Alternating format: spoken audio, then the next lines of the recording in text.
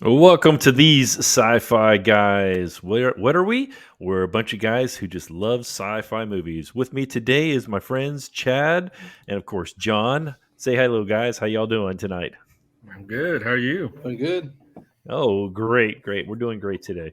Well, let me go ahead and start off by put my little ticker on the bottom here. You can reach us on Twitter at these sci-fi guys. You can also email us these sci-fi guys at gmail.com. And of course, you can find us right here on YouTube. Uh, so today's movie, as you guys saw earlier, is The Final Countdown. All right, this movie was actually produced back in 19 it was in the late 1970s. It was actually released in 1980 and needless to say it was an interesting movie. um, I guess I mean that's the easiest way to say it. Yeah. Interesting movie. I mean the premise was great about a Sierra 1970s nuclear aircraft carrier that goes back in time right before the Pearl Harbor attack happens. And what do they do about it? You know, when you actually watch the movie, they did a whole lot of nothing. I mean, really, this movie was a. I read somewhere that this movie became a what's the word? A recruitment tool for the Navy because of all the different stuff that you could see on an aircraft carrier. And the Navy was like, "Look what you can do!" Like this movie showed. And because the movie did not tell us a whole lot of anything. But Chad has some questions to ask us. We're not going to recap the whole movie. If you guys want to watch it, somebody else, y'all go right ahead. It's a decent movie. You can find it on Plex or a lot of the streaming services. So, Chad, go right ahead. So before I get into it, the if you look into it, there's some little plot holes in there. If you look, when Lasky was getting flying out, there was when he's landing on the aircraft carrier, there was A7 Corsair and a helicopter. But and when he heads towards it, the helicopter on the nose had a number on it. When the and then when the camera pans up, and now the Corsair is gone, it was replaced with the E2 Hawkeye, but the number three on the helicopter was gone. So little things like that makes it a little bit interesting of what era it was come from. So let me get into it with the first question. So when they get it headed to sea and they've seen there's a storm coming up, they were preparing to get a incoming plane needed help. So we're getting a barricade up. Before the plane can land, they went through this storm with a vortex and sent them back in time. So where was the plane at going through the vortex, and why didn't he experience the same glass shattering stuff when he landed? So when he, so Dave, what do you think? Yeah, I'll jump in here because I have no idea. I mean, they also did at the end of it when they went uh, Yeah, back in time to come forward through time. Uh, my guess is that the storm, was super huge, and it entailed everything around it. It entailed all the way up from the sky to all the way underneath the water and everything. Um, there, like you said, there was plenty of plot holes. I'm sure we can talk about some more of these as we go along. But John, do you have any feelings on this? What Chad was asking? I mean, in the words of Doctor Who, just good old wibbly wobbly, timey wimey stuff in the long run. I mean, wacky stuff happens when you start to time travel. And I mean, premise of the film of a huge storm. I mean, I don't see why the plane just would have been knocked out of existence in general, but I mean, they did what they could and they did what they had in terms of the film goes, so it works out all right. Yeah, yeah, definitely. I mean, uh, I did read somewhere that a lot of, I mean, that part of it was not even in the script at all for that Corsair to come in with, and were going to do the, with the tail hook not coming down. That was actual footage of what actually happened there. And so they were just like, that's cool. We got to put it in the movie. So I mean, that would explain why it wouldn't fit at all. Exactly. It was just kind of one of those things. They were like, okay, so how are we going to write this in here? So anyway, Here's a thing: is it's wacky how it happened, but I still don't understand. I even watching it now, rewatched it, I still didn't understood it. But you saw the main crew, the pilot, whoever was over the pilots, rush down and look at the pilot that came out. He looked at it. We could never see. What do you think? Did he get old or did he get younger?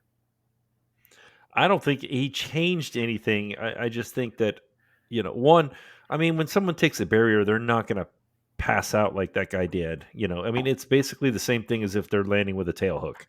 It's a jerky movement, but that whole scene of them going up with the lift and dragging him out. I mean, it seemed unnecessary, and it didn't seem like it explained anything.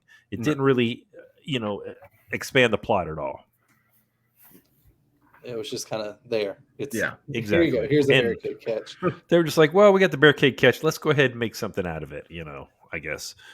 I mean, I think it would have been cool if they would have made him old or Yeah. something, or had his face kind of cut up or anything, because when they were going through, they're all like, and then you saw things shattering and all that, having the screen shattering his face, so or something like that, where he's like he was landing with one eye, or I mean something, or just have it like because his mask was on and his goggles, he had his face shield was down or something, and just had him cut up or something around his face. I mean, it would have been.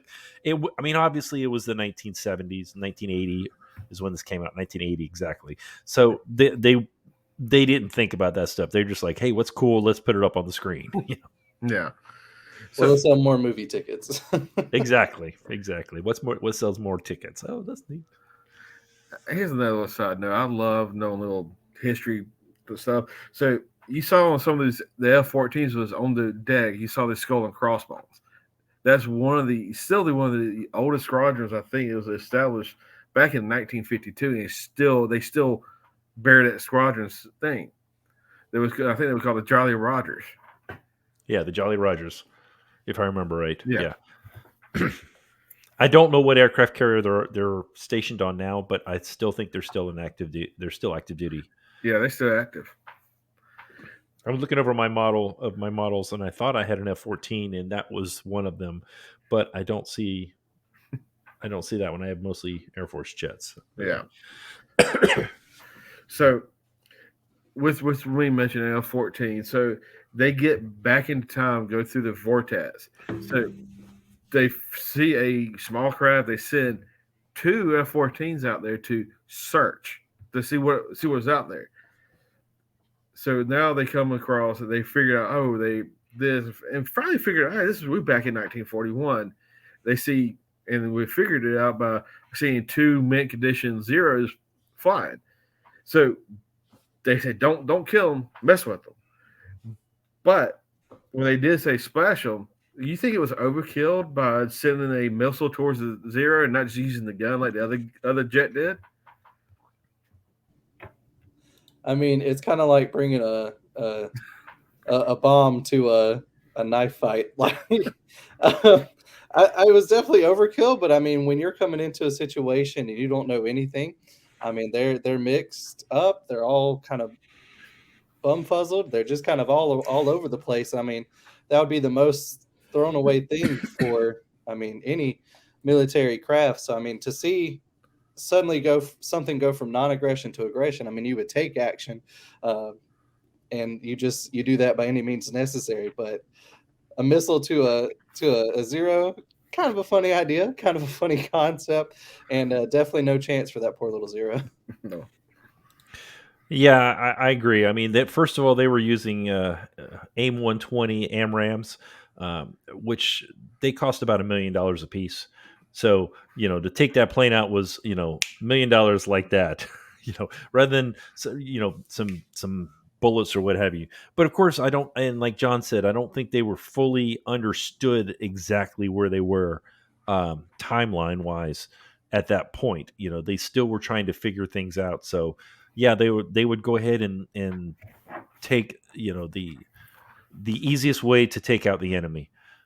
One thing, though, I will say that the captain absolutely failed on was after the U.S. boat got attacked the first time, it should have never been attacked again. I mean, they should have gone right at the F-14 should have gone after them, the MiGs, the Zeros right after MiGs. Yeah, they're not talking Russians. We're talking Japanese. So, immediately after the first attack, that should have been, okay, weapons hot, go for it. Yeah. So here's a little note I looked up. It's when that when they was going around and flying through and just messing with them, just trying to scare them off. It was they flew close enough. The powerful turbulence from the jet engines made the Zeros kind of lose control. They had to kind of dial it back just for the picture. So, if anything in so far, what what would y'all think? What would y'all change about this movie right now, Dave? Oops, sorry, pushed the wrong button. Okay, what would I change? Everything. No, I would have them do something about it. It was to Chad and I were talking about this offline. Basically, the movie was, hey, they went back in time. The Japanese fleet was getting ready to attack, and then they went forward in time. That was the whole movie. I mean, there really was nothing of significance other than, hey, you lost a helicopter. You lost what, three, four crew members that were in the helicopter. You lost what, two, three people due to gunfire against the Japanese Captured. pilot. So yeah, I would have changed quite a bit, and I don't think this podcast would last long enough for me to explain everything that I would change. But I would at least have a better story of what happened, and I know we're going to get into that a little bit later on. So, John, you have anything? I mean, I agree completely in terms of just having a story, really. Uh, just from the very start to the very end, I mean, I can see why they would use this as a recruitment film, just because the story isn't really driven too quickly and it's not driven home well. It's just kind of there from the moment you open up and you're just on the ship to the moment they go through the storm and they're just kind of in 1941. It takes just a long time for them to drag each element in, and then it takes a long time for it to actually get anywhere. And when it does, it's just kind of like, well, there's the end of our story. Like, we're just going to go back in time, send these people off to an island, and call it a day. Like, I don't know. I think it could have been a lot more dramatic, a lot more suspenseful, and maybe that's just looking from modern eyes. But I definitely think there were stories around that time that managed to do that, and I think they could have done a better job at least building suspense and using that suspense once they build it. But they just kind of let it fizzle out. Yeah, I agree with that. I think with that, it's not. Like I say, the story should have kept it true and say, hey, what, and showed what they could have done. Not, hey, I'm here realizing, then, oh, I'm going to do this, and then go back in time. So with that said, they finally figured out they back in 1941 they could stop the Japanese to stop the strike on Pearl Harbor. So the captain finally sends up a big strike force to go after it. So I'm going to pause the movie right there, and let's say he didn't call him back. The storm, the vortex didn't come through. What would happen into today's timeline if they stopped the attack? John, you want to take it, or do you want me to jump in? I'll go ahead and take it for now. Okay, go ahead, because I actually have two scenarios. So go ahead. I'll let you go first. I definitely think no matter what, I think it would have been an event, and that would have driven us into war. Because I think the Japanese would have seen that as an act of aggression, even though it was defense. And I think no matter what, we were gearing up and getting ready to go into war. Because the whole world was basically catching fire at this point in terms of war. Like, everybody's jumping into the battle, everybody's mad at someone, and I think no matter what, we were jumping into war. But in terms of them stopping the attack and the implications that would have, I think it definitely would have improved our, I guess, almost domineering effect in any uh, battle scene, and I think it would have like it may have ended the war a little quicker too, just because we would have entered emphatically and shut things down. In that sense, at least thinking about it in this timeline, just being able to shut down something just like that and just shutting it down immediately. I mean, that definitely improves our prowess on the world circuit in terms of war. Uh, and again, it's just hard to determine long term what if questions. But I think no matter what, the U.S. ends up in the war, regardless of even in this timeline, them stopping Pearl Harbor or not. I think this just shows us as a dominant force and allows us to kind of move forward in a way that other nations would kind of fear our prowess even more from the get-go as opposed to the back end. And I think things may have ended a little differently in the in World War II had something like that happened and taken place, as the story might have suggested. Should the whole time vortex not kind of come back in, I think we'd have just shown up in big eagle hoorah and called it a day and just ended everything a little more quicker. Now, I will agree with you, but I got to disagree with you. Uh, well, first off, I think um, one the one the fighters from the aircraft carrier would have wiped out the Japanese fleet. United States at this point was not had any inclination to join World War II.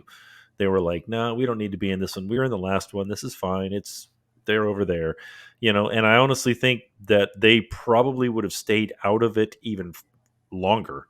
Because if I remember my history right, Pearl Harbor is really what happened is to what got America into the war. Hmm. And on the flip side of that, but what I will agree with what you said earlier is, you know, America would have been the baddies. Nobody would have messed with us. They would have known from early on, because I'm sure they would have let something get back to Japan, some kind of radio signal or,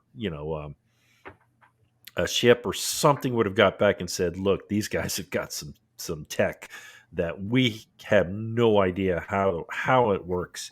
I kind of think of the big picture also as because then America at that point would have reverse engineered everything, and so in the we would have had all kinds of fighters and all kinds of weapons, earlier on. I'm not sure how the actual war in Germany would have ended up, but I think in the long term, they probably wouldn't have even had a Cold War because I think Russia would have been like, look, if they did this in the 40s, what do they have now? You know, and then just kind of went on from there. That's just kind of the way I looked at it. And then I also thought of a scenario was, uh, what would have happened if they stopped the Pearl Harbor from happening and then it sucked them back into the current time, and I'm not sure how that would have changed. I mean, I still think that I think America would have sat on their tails and not joined into the war, and Hitler probably would have taken over almost all of Europe and the Soviet Union or Russia at the time. Um, or was it Soviet Union? I mean, whatever it was.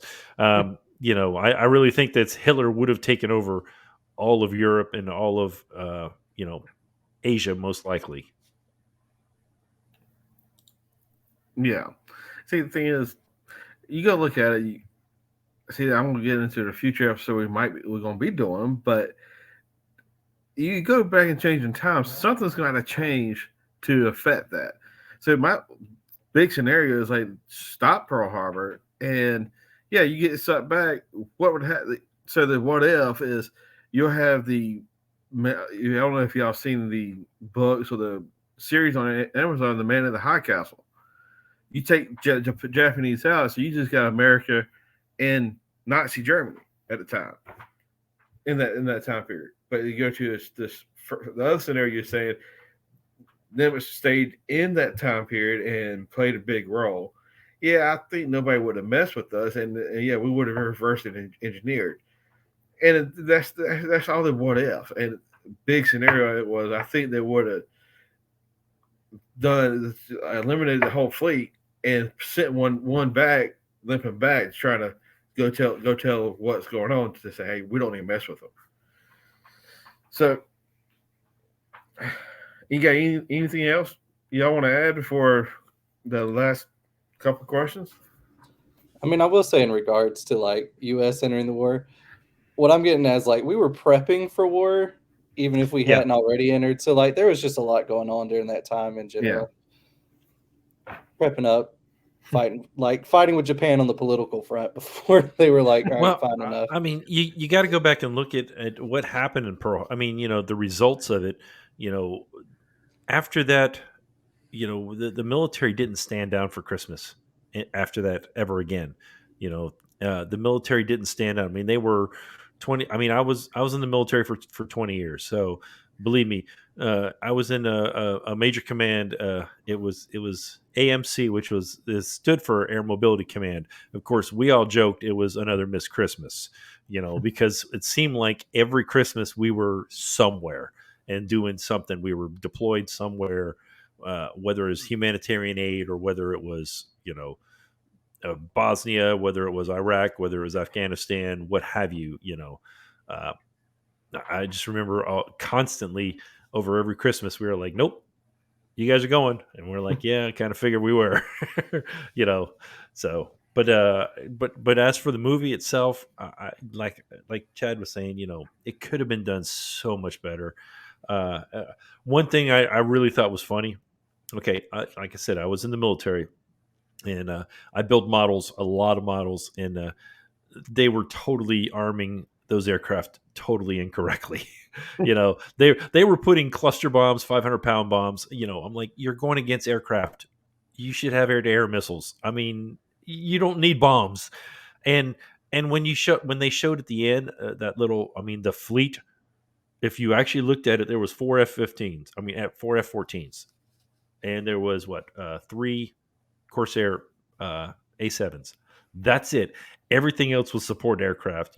Prowlers or bombers. Those are the E6s, or else they're refuelers. They had the E6 Hawkeye, which is basically just a radar in the sky. It's a smaller version of the AWACS. So, I mean, you know what I'm saying? You really had out of the 100 and whatever, I think it was 153 aircraft that uh, Japan sent, something like that. I mean, it was a ton of aircraft. You only sent 6 or 7 aircraft to really fight them. you know, and some of them were armed wrong. So, like I said, there was just plot holes in the movie Yeah. all over the place. I mean, nowadays you would have been like, okay, if you're going to do it, let's really. I mean, because those aircraft carriers hold, you know, a, a whole lot more than that. I mean, you see them on the deck a lot of times. When you see them, I mean, the whole deck is full. Like if they're doing something underneath, cleaning it or repainting the floors or whatever, and you look along the flight deck, and you'll see, A7, A7, A7, A7, A7, A7. So that's the only thing I had to add to that. Just Yeah. another plot hole. It's a lot of plot holes in there. You think a lot of the carriers had a bunch of squadrons, and each squadron had maybe 20 or 30 people in there. So you got to think a lot of plot holes. So get down to the last question. It's a two-parter. So I don't know if y'all remember in the beginning of the movie when Mr. Lasky was getting him ready to load the helicopter again out to the Nimitz, and a black limousine was coming up. So two guys popped out. Hey, so and so is here to seek you off. So play cloak and dagger right there. Didn't see the person. So now go back. They made it back to the vortex. They in the vortex, and so I don't know. Remember the scene where you saw the guy blew up that was trying to let the two people off the boat back to leave them there and go back. So you had today's time. Cade got down to help the lady out to get down, and the senator at the time decided, I want to go take me to Pearl Harbor, and I want to warn Pearl Harbor about what's about to happen. So he grabs a fair gun and blows up the helicopter. So with that said, Who do you think was in that limo? Well, here I'll jump in on this one Yeah. first. All right, uh, I remember being a little older than my two counterparts here. I remember when this came out in the theaters back in 1980, and and of course back then when they showed trailers, they typically showed like 2 minute trailers on a lot of stuff, and they showed so much of the movie ahead of time. Um, you know, you have some movies that still do that too Yeah. nowadays. Maybe not as long of a trailer, but they still show so much of the movie. I know I can think of several movies where if you watch the trailer, basically you watch the whole movie. You're like, oh, okay, we know what Yeah. happens.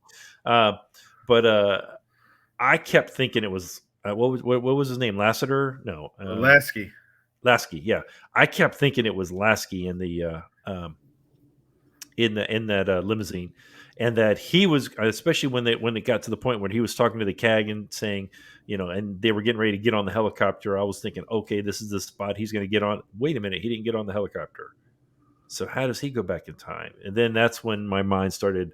Oh, it wasn't him. It was this guy. So anyway, that's how I did it. That's what I thought originally. I was about to say, from the watching this film the first time, I had zero clue up until kind of towards the end there, with loading the helicopter and the island scene. After that, a little more obvious that would be who it was. But overall, it was surprising making it through the story and then seeing that. But in terms of noticing at the beginning to end, not as much.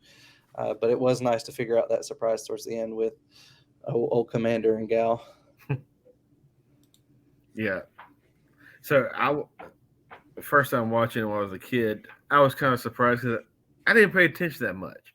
But watching it now, and I kind of started figuring out, yeah, that was him because he got left on the island, no way to get back to the ship. So I kind of figured who it was. But with that said, But also, they would have never done that. The CAG no, would have never gotten on a helicopter away from that, especially if you're getting ready to launch shortly. He would have been way too busy getting his pilots ready. You yeah, know, again, another plot the point. plot hole. Another plot hole. And they don't ever keep flare guns armed like that. I mean, right there without, yeah.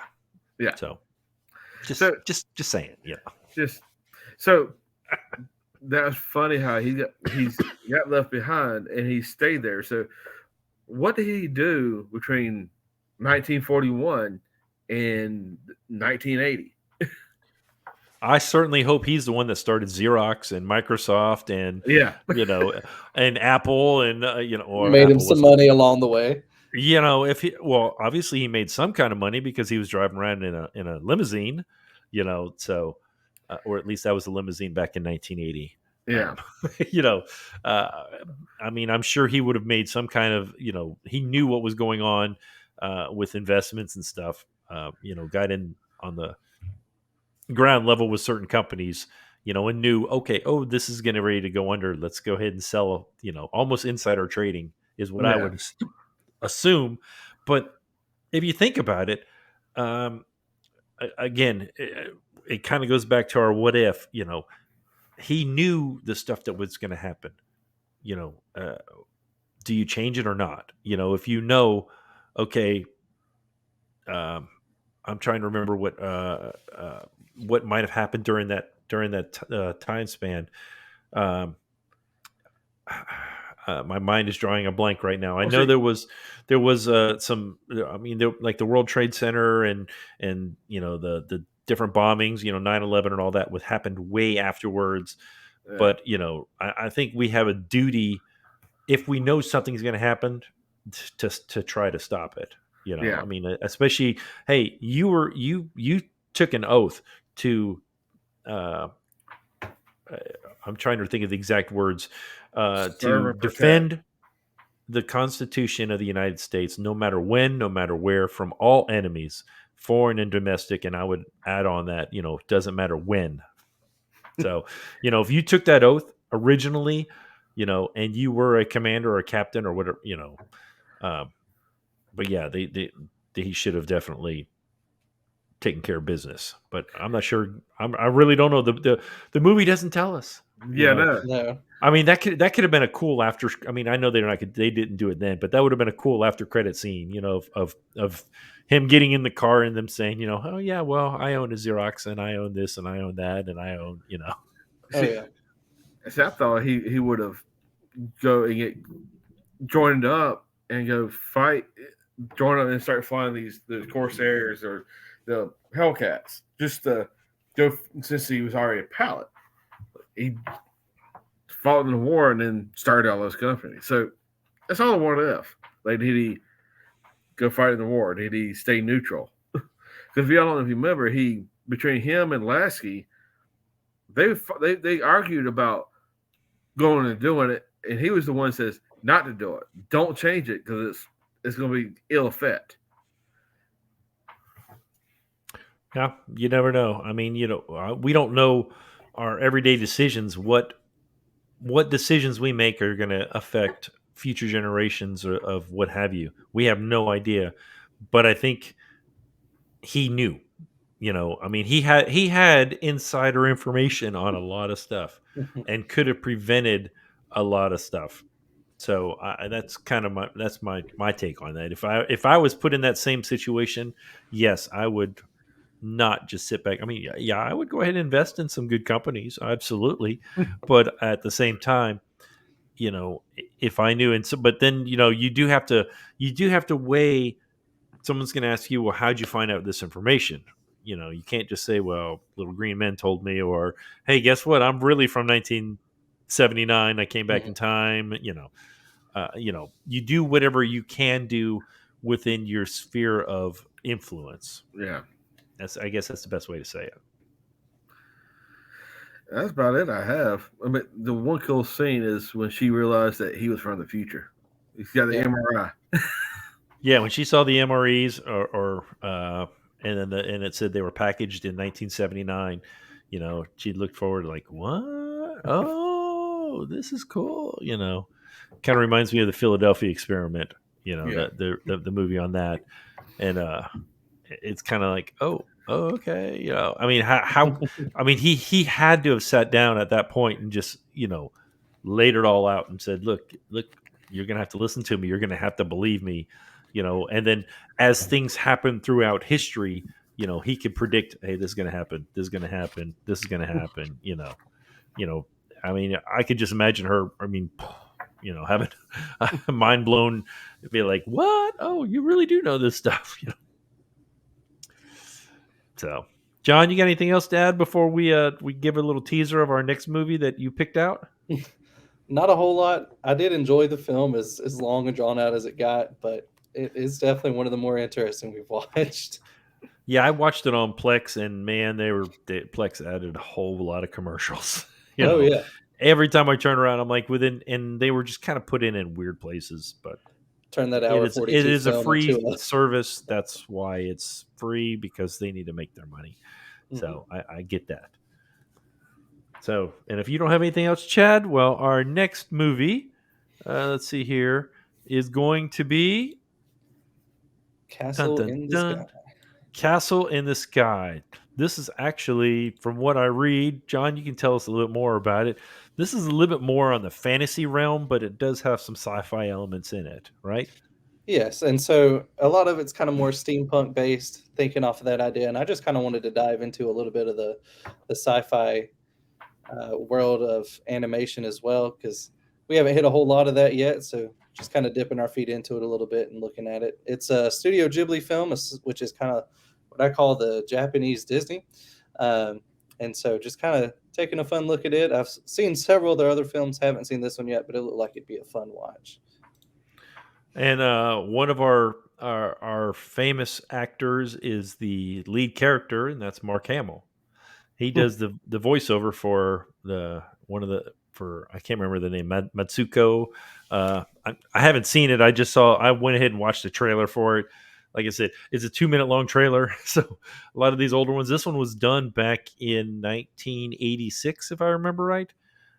So it's a older one, but I'm glad we're getting into something with some animation. I have an animated movie that it's on the back of my mind that I really, really want you guys to see that I don't think y'all have seen before. But this one, I'm looking forward to it because I've never seen it. Chad, have you seen this movie coming up? Nope. Nope. All right, so then we're in for All three for on a the same treat. page. So you've never seen it either, John? Not this one. I've seen other Studio Ghibli films, which is why I know it's good. It's just it's going to be different. So, yeah, so we'll have to have our own discussion on it. John, since you picked it out, you get to do the questions. So That's right. but anyway, but that's it for all of us for this evening, and we thank you guys and peace out.